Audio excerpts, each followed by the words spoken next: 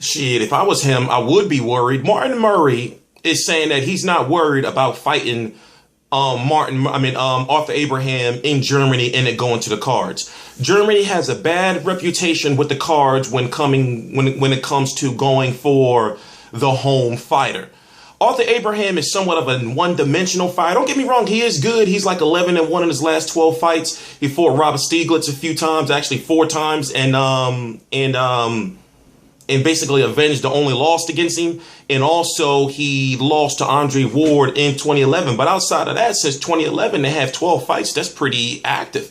He's the WBO champion at 168 pounds. There's been talks of him probably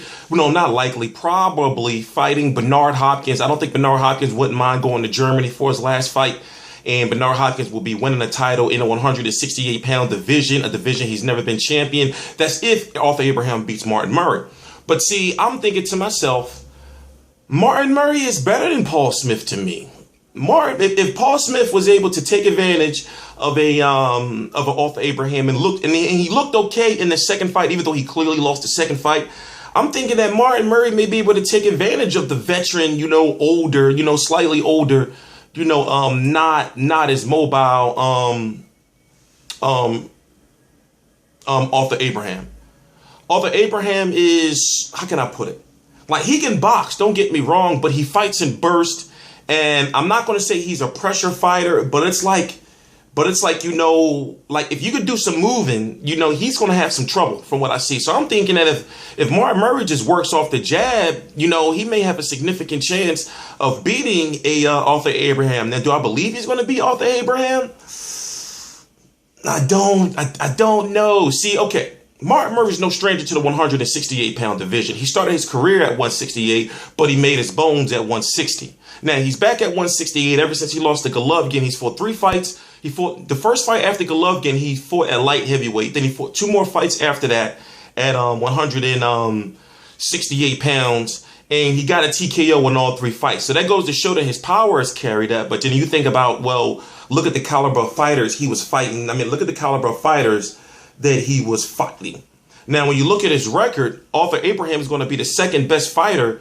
Well, the third. Okay.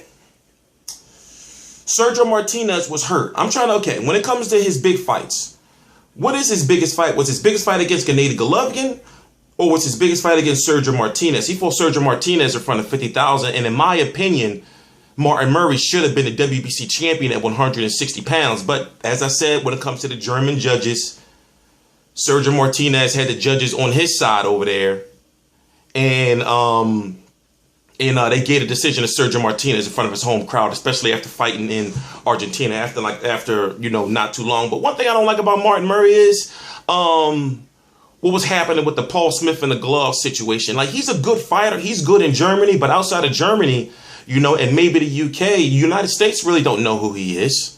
So he's saying that if he wins, he would want to unify the division. I would love to see Arthur Abraham versus James DeGale. It's a fight that can happen. I would love to see Arthur Abraham versus a Bottle Jack. It can happen, but will it happen? We'll just have to wait and see. But what I've seen from Arthur Abraham, he's all about the big money, and I don't think that Al Heyman would pay him cheap money. I think that if Arthur Abraham fought over here against one of those guys on PBC or something like that, that it would bring in some big money. But then you would think, well, would the bigger money be sending whoever it is over to Germany? And then you got to deal with the Germany cards, but the Germany judging and all that. But like I said, I'm not going to sit here and spend too much time on this. It's a fight that a lot of people are not talking about. I'm going to be watching. I'm going to be covering it. Of course, we know the big one is Canelo Alvarez. Well, Miguel Cotto versus Canelo Alvarez on the same day. Also, you got Guillermo Rigondeaux versus some guy named something Francisco in like 7 days notice, which is a fight I'm looking forward to, just to see Rigondeaux on pay-per-view. So it's going to be a pretty good weekend of boxing. I'm T Street Controversy. This is T Street Controversy Live. I cover every single major fight live. Please subscribe.